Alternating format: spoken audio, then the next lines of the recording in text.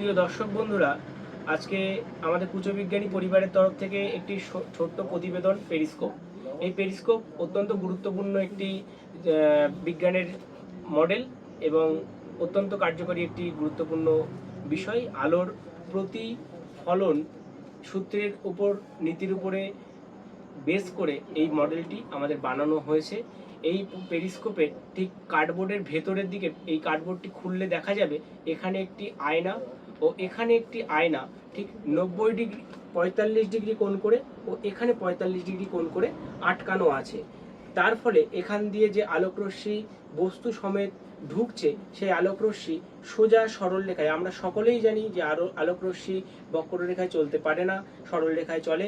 সেই জন্য আলোকরশ্মি সরল রেখায় এই দর্পণের উপর এসে পড়ে ঠিক 90 ডিগ্রি কোণ করে আবারও ঠিক বেঁকে গিয়ে এই বরাবর বেঁকে গিয়ে এখান দিয়ে বেরিয়ে আসছে। এইখানে যে আয়নাটা আছে সেই আয়নাতে প্রতিফলিত হয়ে 45 ডিগ্রি কোণে যেহেতু রয়েছে, আয়নাটির উপরে প্রতিফলিত হয়ে বেরিয়ে আসে এবং আমাদের চোখে ধরা দিচ্ছে সামনে যে বস্তুটি আছে। এই পেরিস্কোপের সাহায্যে আমাদের ব্যবহারিক প্রয়োগ, দৈনন্দিন জীবনে যে ব্যবহারিক প্রয়োগটি করা হয় সেটি হলো, দেখুন, অত্যন্ত সহজেই আমরা দেখলেই বুঝতে পারবো যে সামনের যদি কোনো বাধা থাকে, আমাদের চোখ তো সবসময় সরল রেখায় দেখতে পাই, আমরা সামনে যদি কোনো বস্তু থাকে তার উপরে ডিঙিয়ে বা টোপকে আমরা কোনো বস্তুকে দেখতে পাই না। সুতরাং এই যন্ত্রের সাহায্যে আমরা কিন্তু অতি সহজে সামনে কি বস্তু আছে, যদি বাধাও থাকে, সামনে কোনো বাধা দেওয়া কিছু জিনিস থাকে, তো সেখানে সেই বাধাটি টোপকে আমরা কিন্তু অপর সাইডে কি আছে সেটা কিন্তু আমরা দেখতে পাবো।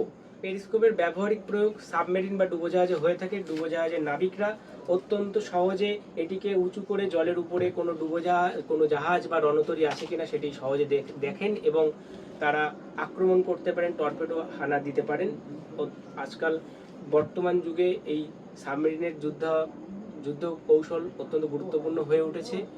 আর এই পেরিস্কোপের সাহায্যে কিন্তু সাবমেরিনগুলি দেখতে পায় সামনে কি আছে।